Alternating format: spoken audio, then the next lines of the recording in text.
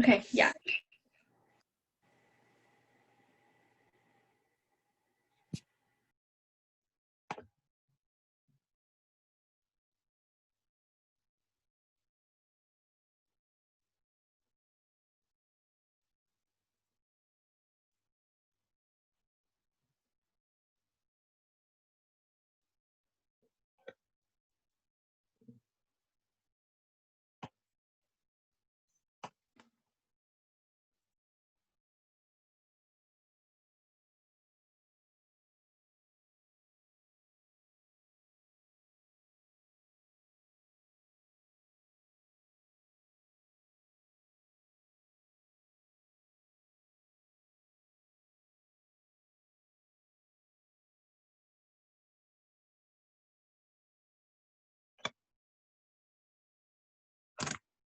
Okay, Mira, do you want to get started now? And then anyone who isn't here right now can just come when they can, and then the recording will be available.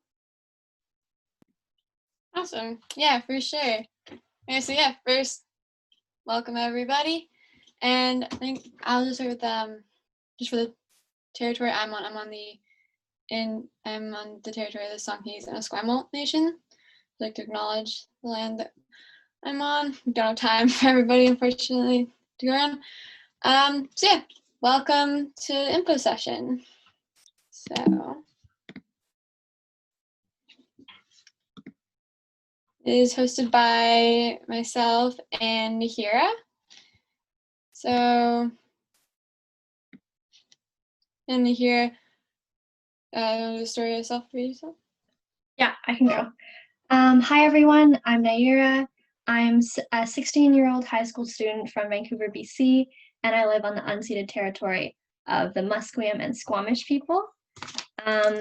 So my story of why I want to lower the voting age kind of begins when I was 7 years old, and I moved to Vancouver, and my dad took me to the Space Museum. I'm sure all of you know it's like the McMillan Space Center in Kits.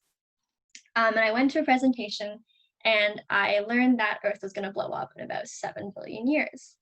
I was terrified, I was scared, and I was too young to have ever thought of the idea of like a planet dying before, and I just couldn't fathom that kind of like treacherous, like terrifying event.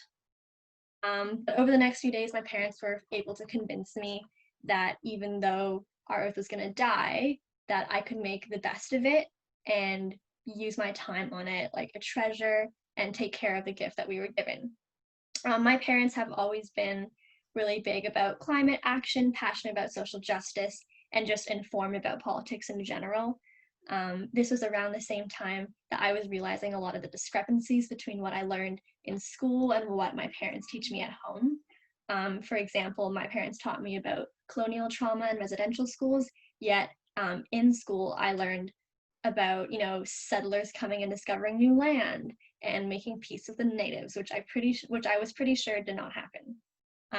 And so although I never personally came up with the idea of lowering the voting age, at the Dogwood Summit a couple of years ago, it was introduced, and I just thought it was an amazing opportunity to advocate for my rights and to change a curriculum that was so clearly flawed, and to fight for the values that my parents have always instilled in me, such as to fight for climate change and the land that we are temporarily given.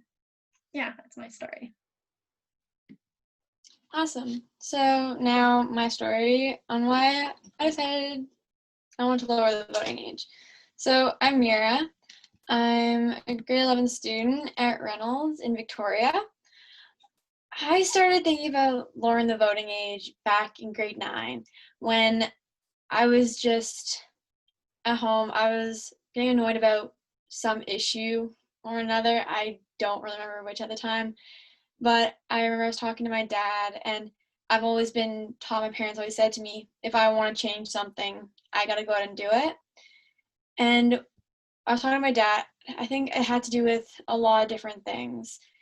And I was saying, why can't I vote? Why not get a say in the next election and all these other ones that I'd be so close to being 18, but I just wouldn't be. And he just jokingly said, why don't you lower the voting age to 16? And I was just like, oh yeah, like that's a good idea. And I ended up looking it up. found out this wasn't that ridiculous of an idea and decided to start a petition. And by the end of that week on my own petition, I had over 100 signatures. And then because of my school, we had to write an article for school. And I was like, all right, cool, I'll write about the voting age. I wrote about it. My teacher helped me get it published. And I ended up, for that article, ended up reaching out to many different politicians and spoke to them and ended up even cornering some at the legislature. And then the Vote16 group that had been from that summit that Nikki had been at, people had the idea. They reached out to me and said, hey, we're trying to start this group. Do you want to get involved? And yeah, it's been going from there. And it's been incredible how far it's come from that little thing of I was just like, oh yeah, like I want to be able to vote and all these things that just so personally affected me, like from education where I felt so underrepresented because I have dyslexia. So many people wouldn't listen to me because they would think they knew what was best to climate where I would just see us not being listened to in the slightest. So yeah, that's my story. It's kind of, yeah. So let's keep going. So just a little Zoom basics and check-in. So what's your favorite flavor of ice cream? We all, if we can, type that into the chat box. We'll just put in what our favorite flavor of ice cream is. My favorite is cookies and cream, so I'll just say that one. But if you all want to put our just into the chat box, that'd be awesome. Maple walnut cookie dough, love it. Nice. Ooh, mint chocolate, that sounds good.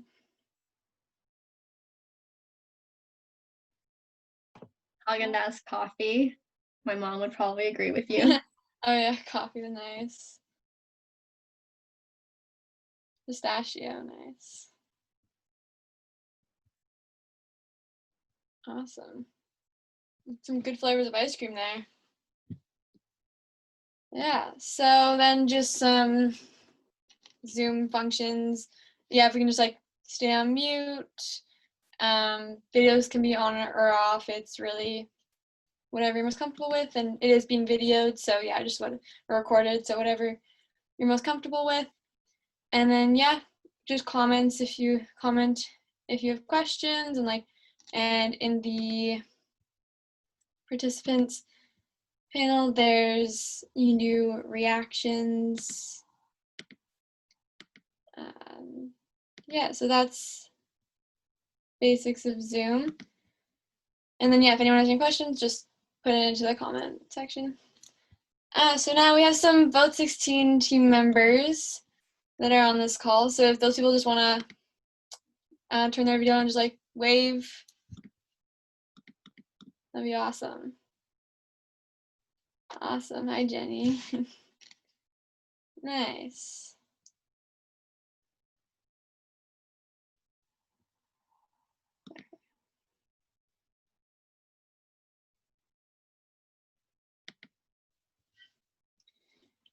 Okay, so about Vote16. So Vote16 is, we kind of touched on this before, but Vote16 is a youth-led movement. We're trying to get the voting age lowered for provincial and municipal elections. The group was started, the first meeting I went to was 2019. I know the original idea was back in the summer of 2018 at the summit for Dogwood. We've accomplished many things in the past almost 2 years, or about 2 years, over 2 years. And we have volunteers all over BC. There are many different roles, there are many different things, and everyone is welcome to help and make change. So this isn't that ridiculous of an idea. It's something that has been done before and something that has been done in many countries people just don't realize. In Argentina, the voting age is 16. In Austria, parts of Germany for some state elections. In Scotland, the voting age is 16. In Norway, many other places. Awesome. So some myths and truths. I've heard many different things. I'm sure many of the people of us who have been on Vote16 have heard many different things that are not true. So I just want to go over just some things so we can have a little more information on some things. So there's a lot of misinformation. So one of the big ones is 18 to 25-year-olds won't vote anyway. The truth is, in countries such as Scotland, as I mentioned before, where the voting age was lowered to 16, voter turnout went up substantially to 72%, up from the previous election of the turnout where that was 47%.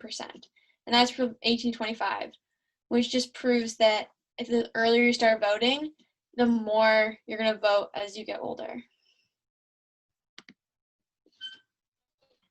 I'm sure many of you know who she is, Greta Thunberg.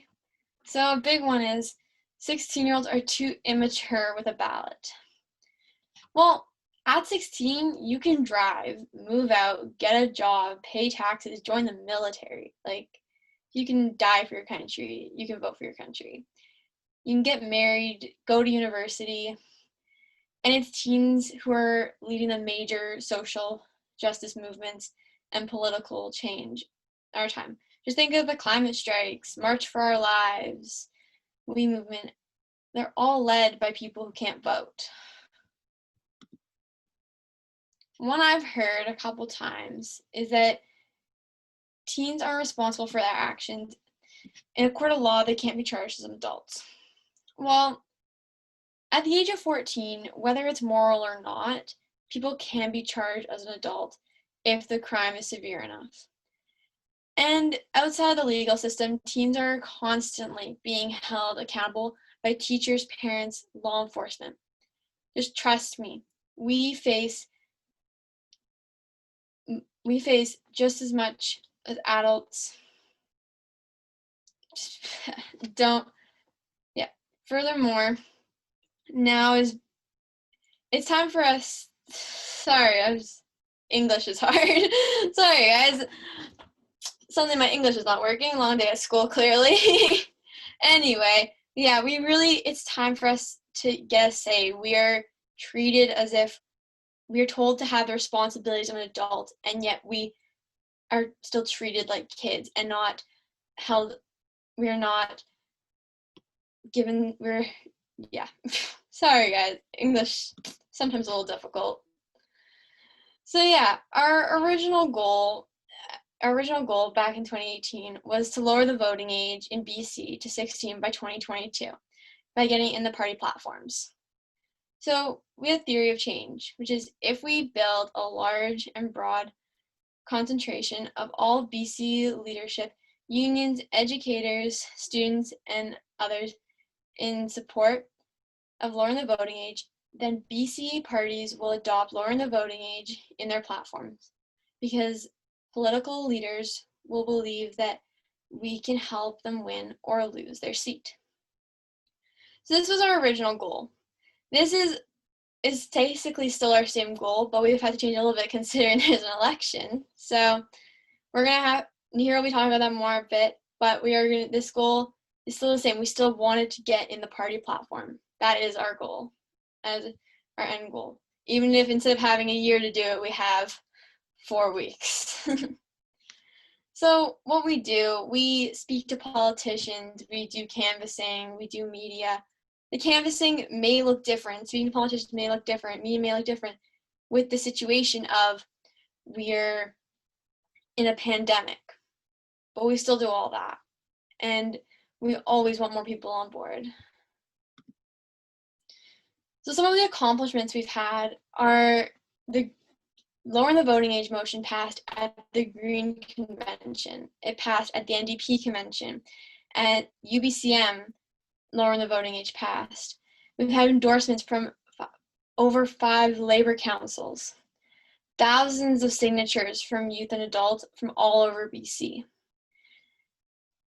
The BC Greens have had lowering the voting age in their platform in the past. And after speaking with Sonia, it makes us very confident that it will be this for this time around in this election. So we really look forward to seeing that. Sandy, here, would you like to? Yeah, okay. So now we are going to talk a little bit about, well, not a little bit, a lot. This is going to be like the focus of our public info session. We're going to be talking about we're going to be talking about the upcoming provincial election. So, 2 weeks ago, Horgan called the provincial election, which was not supposed to take place until next October 2021. There are many complexities as to why he called the election and the pushback that he's received since, but in short, the NDP seized a chance when they were very high in favor and called an election, we believe, in hopes of gaining a majority government. For those of you who don't know, the BC NDP previously had a minority government with the Green Party, and both these parties signed a confidence and supply agreement. One part of the agreement, thanks, Mira. One part of the agreement spoke to how and when the leading party could host an election, though the usual policy is once every 4 years. Although October was not one of those agreed upon dates, the NDP announced that due to the changes that the pandemic caused the province, they believe that the circumstances justified their decision. So for all of our 18 and up supporters, though we can't vote in this election, you can. There is both like an in-person and a mail option to vote, and you can just order that and it'll come to your doorstep very, very shortly. As well, the entire list of the election candidates has been released. I'm just going to pop that really quick into the chat for those of you who want or have not seen that information yet. Give me a second here. Okay, yeah, there it is. If you want to click on that to see all of your riding candidates, then totally go and look at that information. Next slide, Mira.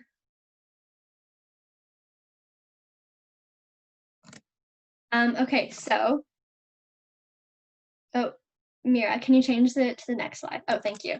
Okay, so Vote16's original goal when first starting the campaign was to lower the voting age in all three party platforms, Green, NDP, and Liberals, by the October 2021 provincial election. Obviously, that's not going to happen anymore, but this election was so important to us because if we don't win the right to vote right now, we have to wait another 4 years. This campaign is practically 2 years old now, and I say it's time for us to get what we're fighting for. So what we have here on the slide is like our election narrative. Oh, go back, sorry. This is like how we're planning on tackling the election. So basically, Horgan said the challenges that we face for the next 12 months, but indeed are not for the next 12 months, but indeed for the next 4 years and beyond. Yet us youth who will bear most of the impacts of the pandemic recovery aren't included in the voting process. Youth are at the most risk by going back to school in a pandemic. By the simple fact of being young, our lives are the most affected by climate change. We will deal with the consequences of COVID-19 economic recovery for the rest of our lives. The impact of COVID-19 on our education, future job prospects, and health is something that is for us to deal with alone. We feel that in order to move forward in the next steps of BC's democracy, especially during a global crisis like this, the voting age must be lowered so youth can be part of the important discussions regarding nationwide recovery. Next slide. So for the upcoming election, we will be focusing on the provincial NDP and Green Party. Mira touched on it a little bit before, but just to reiterate, both the BC Green and NDP representatives voted in favor of the motion to lower the voting age at their party conventions previously. The Green Party has pretty much always been on our side. Andrew Weaver, the former Green leader, was a huge advocate for our campaign, and the current leader, Sonia First-Now, whom our team met with about a week ago, is equally on board. However, as mentioned before, we are still waiting on the Green Party to officially implement the policy into their platform.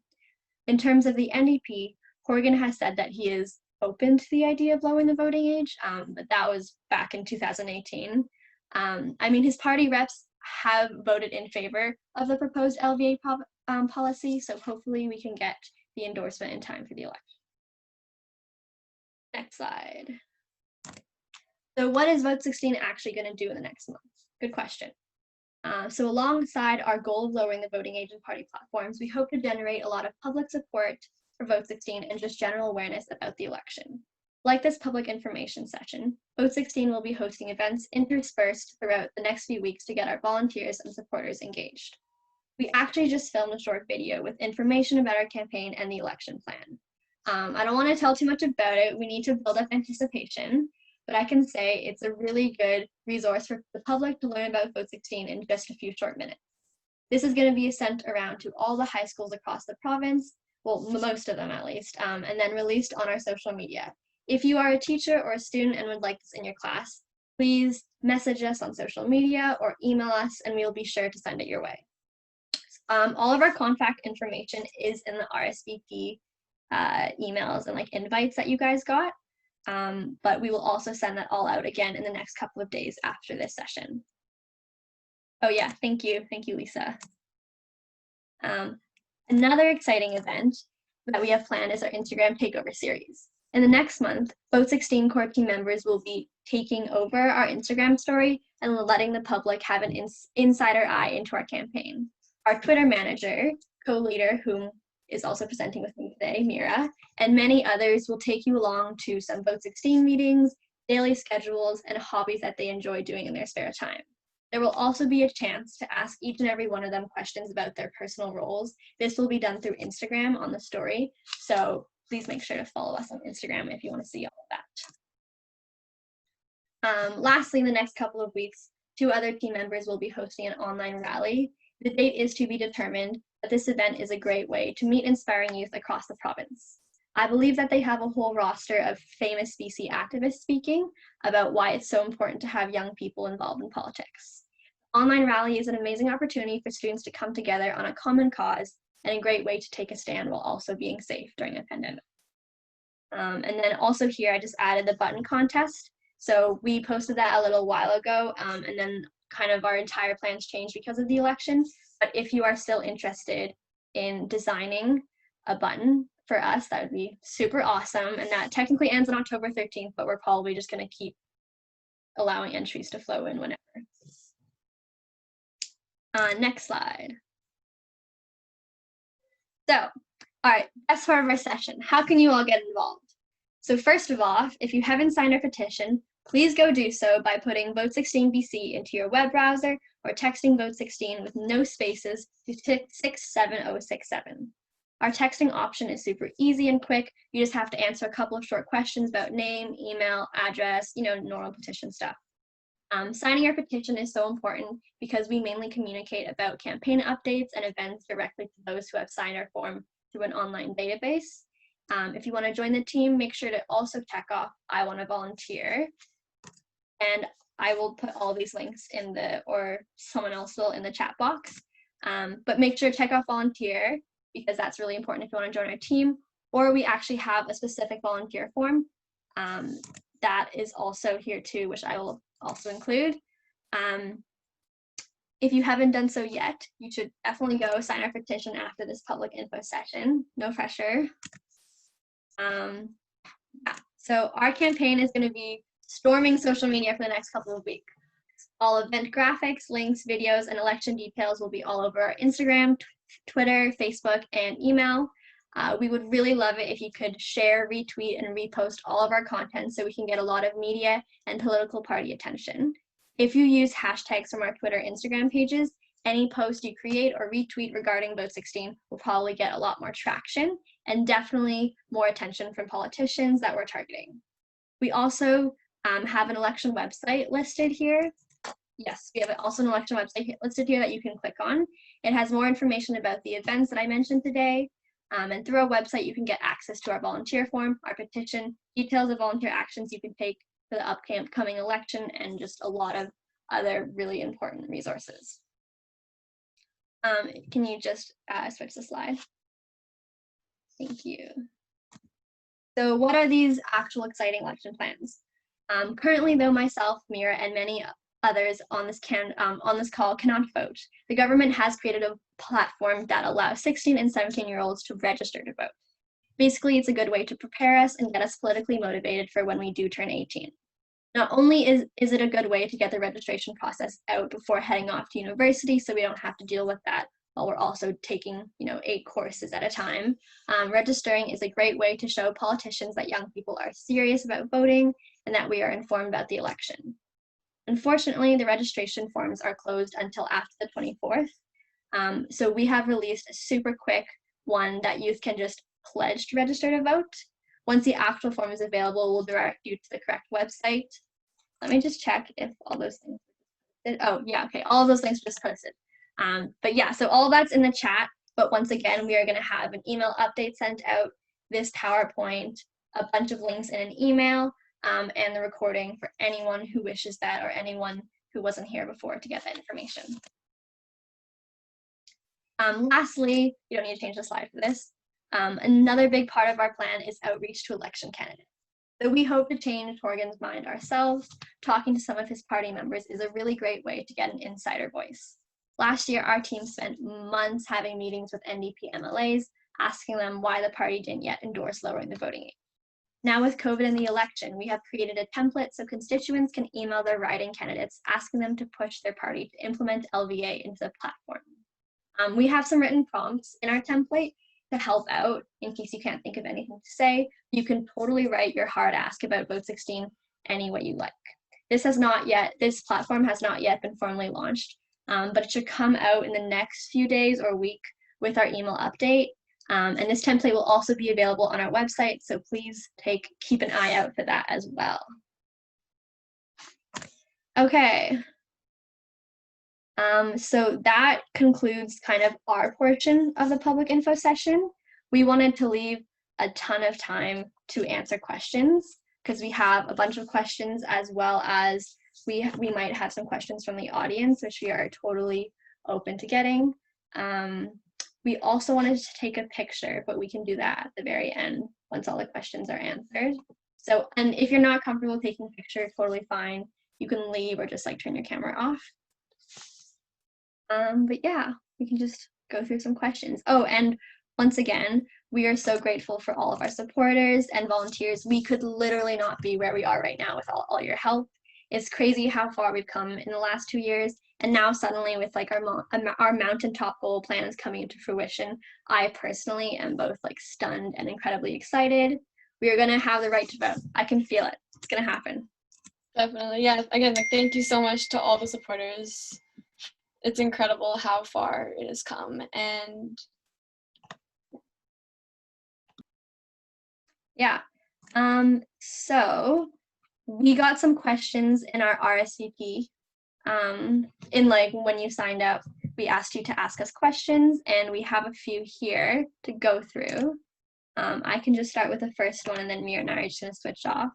So one of them was asking about how will we encourage youth not to follow their parents' lead in voting preferences? So good question. We get that a lot. Personally, I follow my parents' politics to a certain extent. That's also because my parents are progressive and not just because they like influenced me in some way or like manipulated me. But also we learn about the election in school. Like I'm sure if you have kids, you've had your children go through mock elections. Our school curriculum, even though I believe it's flawed, it does teach us about politics. We learn about the election every time it comes around. I've personally given multiple presentations about both municipal and provincial elections. And I think also that comes with our ask about lowering the voting age, is we want to lower the voting age so we can change our education and make it better so that teenagers are informed and can make good decisions that are not just based on their parents' political beliefs, but also based on like what we're fighting for as well. And I think that just kind of ties in all together. And sure, there will be those people who vote like their parents, but I think the fact that we have huge climate movements organized just by teenagers, and people and teenagers in the US marching for better gun control, I think that we can safely say that kids aren't just following what their parents are doing. Mira, do you want to tackle the next one? yeah, for sure. So, why is it taking so long? Engage the, okay. So I'm having some technical difficulties finding the next question. Okay, never mind, I found it. Okay, so given all the protests by school-age kids regarding climate change, I fully support this issue. If you can learn to, okay. Sorry to hear, where's the next one? So I think, yeah, all good. I think one of the questions was asking about, can we get this done before the next election, which we kind of touched on, but you can. Oh yeah, of course. So before this next election, just focusing on getting it into the platform due to the fact that they're not making any significant policy change at the moment because they're in a state where they are just focusing on campaigning. They can't make any big change unless there was like a huge emergency. So our goal right now is to get in the party platform. So hopefully by the election after this one, it will be 16. We got a question that said, what prior education of the youth will be given to explain their rights and responsibilities? If the vote is just given to them, I don't think we will get a lasting increase in youth who then exercise their new rights. Well, first of all, there are some studies that show that the earlier you vote, the longer you will vote, like the more likely it will be that you will vote for like the rest of your life. So we're hoping that by letting 16-year-olds vote, this helps with those statistics and that these 16-year-olds will vote forever. And also in terms of like the education, we want to obviously improve our education and make it so that we learn about politics, and younger too. It doesn't just have to start in grade 8 in high school. We can learn about it in elementary school. We can have kid-friendly workshops about politics that teach us about important issues. We can, I definitely think that prior education for voting is important. And I think that's something that we can instill into like our community, our education, and also our parents too. Like our parents are a huge part of this, and we can inform them that it's really important for their kids to vote, so that, you know, we can even say, if you want your kids to vote like you do, you need to get them this education, and then you can like tell them to vote like you as well. But I think that like education is definitely like a big part of it, and that's what we'll be working on when we get the right to vote. Another question we got is, may the voting age be lowered to 13? Well, I'd say to that, well, we're starting with 16, but I can't wait to see what campaigns are next by what people say next. So the voting age was once 21, or was once 19 in BC, and got lowered to 18. We're gonna get to 16, and who knows? Never know where it's gonna go from there. I look forward to seeing what other campaigns people will make in the future. Yeah, I just got a comment in the chat that said adults vote like their parents too. Yeah, that's true. I don't really want to mention that, but yeah, that's true too. It happens to everyone. It's not just kids who are gonna make, you know, decisions based on other people and make decisions that might not be for the best of their planet. The recurring theme amongst all ages. One other question we got was, in addition to the list of problems we, the older generation, are leaving you, is the greed factor of those in the fossil fuel industry. Through many inseparable machinations, they have slowed the transition from oil to renewable as energy resources. Has your growing group fully discussed this relentless and short-sighted stubbornness? And do you have any plans to accelerate such a transition so that us oldsters haven't tried before? Well, obviously our team is, I mean, I can't speak for everyone, but I personally am incredibly irritated that our government has not yet spent the money and spent the resources to invest in renewable energy. Our Vote16 team is focused on lowering the voting age in general, but a lot of that stems from our climate activism. I think that most of us are huge climate activists. On the side, I do a lot of volunteer work with different climate organizations, and I know many of us do as well. And when we have the right to vote, renewable energy will definitely be in our list of policies that we will be fighting to change.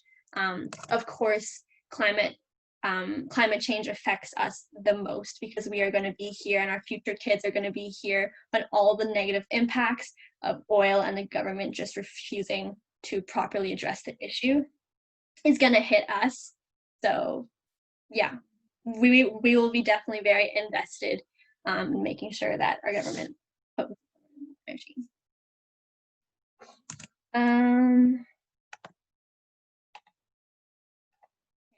Those are like, we answered most of the questions. I think some of them overlapped quite a bit. And then I have a couple of questions in this chat as well.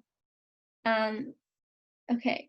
Are there other provinces that have a lower voting age already, or countries? Mira, do you want to go put up that slide again that has all of our countries? There are quite a few, yes, to answer your question. Right. I'll put that up right now. To name a couple, there's Scotland, Argentina. Where's the list? There's a ton.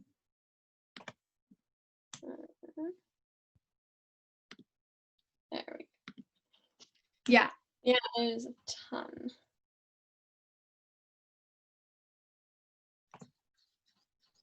Canada is definitely far behind. Yes, I believe if we managed to get in BC, we would be the first place in North America to have it. Although PEI was really close. They went to a referendum to try to get the voting age lowered to 16. It just didn't pass. And I know there are a couple of cities in the US who do have the voting age of 16, but they're just for their city elections. I couldn't try to figure out exactly where. And then Mira, you can answer this if you want, but I got a question in the chat saying, what are the common reasons you hear that the voting age shouldn't be lowered? Well, yeah, some of the big ones have been the ones that we went over in the slides, just like not in, like too immature, will just vote with their parents, stuff like that. But I think a big one that I hear a lot, yeah, is just people who are 16 who are my age are just like, I don't trust my friends. I'm like, would you trust yourself? And a lot of them are like, yeah. It's like voting isn't about trusting others. It's about the fact that I could not trust someone who's 50 as much as I trust someone who's 16. There are very different in generational where everyone's at, and there'll always be people that you'll meet that you don't want to have the right to vote. But the thing is, 18 is such an arbitrary age, and it's time for us to have some people who are in a different situation, such as school, because there's nobody in school apart from teachers who get to, and that's only from one side of school, they get to experience that side of it in the process of it. So that's one of the really big things of letting that young people know, because otherwise 18 is just an arbitrary age. It's not, there's no reason why at 18 you are more responsible than you are at 16 versus more responsible than you are at 40, 50, 60, all these ages. Yeah, for sure. Another one that I hear a lot is that, oh, well, I know plenty of teenagers who actually wouldn't want to vote or who don't vote. But I think that's also not quite a good enough reason either, because you don't have to vote if you don't want to. And if you look at the statistics, there are not that much of the population votes anyways, regardless of how old they are. So I think that it's important for those of us who are interested in it and are really passionate about issues that we could vote for, have the right to. As well, many kids probably don't want to vote because they feel like they're unheard anyways, that their voices just aren't represented and they don't have the proper education to be able to vote. So that's something that we need to change as well. And I think that if kids felt like they had the same independence and the same respect, then they would want to vote just as much as any adult who already votes does. And lastly, I don't think I have any other questions, but I have one that says, would lowering the voting age provincially automatically lower the voting age for municipal and school board elections? I think that depends. The province has the authority to choose whether or not it like extends the right to municipal and school board elections. I would obviously say yes, hopefully, but I think that's the provincial jurisdiction. Yeah, from what I understand with that is I know that provincial governments want to keep it the same with provincial and municipal, so if they change it for provincially, my understanding is they most likely would also change it municipally and for school board elections. Yeah, and as we mentioned before, at the UBCM, we got like a pretty much unanimous vote of all the municipal delegates in favor of lowering the voting age. So I would think that if we got it provincially, everyone would be in support of us also voting municipally. Yeah, I don't have any other questions. Is there anyone who didn't text in the chat or anything that just wants to ask a question out loud? you can totally unmute for that too. Or any comments, anything, concerns, criticism, we're open.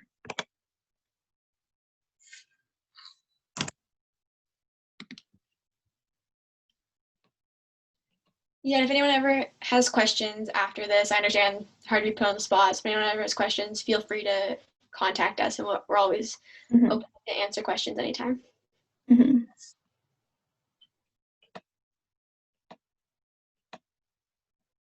Okay, well, seeing none then, can we just take our group picture and then everyone can be on their way. Yes, thank you, Lisa. Links are very helpful. We will include that all again in an email update later. Yeah, so if you don't want to be on camera, that's totally fine. I know most of you aren't, which is all good. Thank you, Cheryl.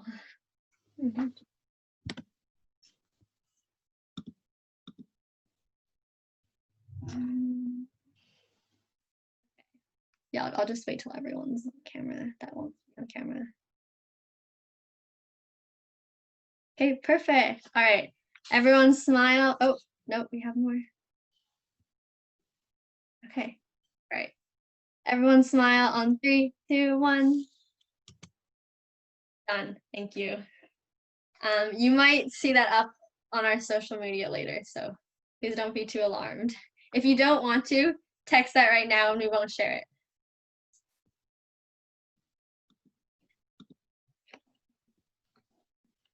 But yeah, thank you everyone so much for coming. Mira and I are so appreciative of all your support, and I hope you learned a lot from this presentation and just how you can get involved. Once again, feel free to text us on any of our social media platforms, email us, or just find a way to reach out to us any way possible. We always want to talk to as many people whenever. So yeah. Yeah, definitely. Thank you so much, guys. It's amazing to see people come in and want to learn more about this. And yeah, it's come so far, and just thank you for all the support. And yeah, hope to see you guys again in any way you want to help out at all. We're gonna get the right to vote. It's gonna Definitely. happen. Yeah, we're gonna. Don't you worry. They're gonna be able to vote. We got it. Okay. Yeah. Have a good night, everyone. Bye, guys.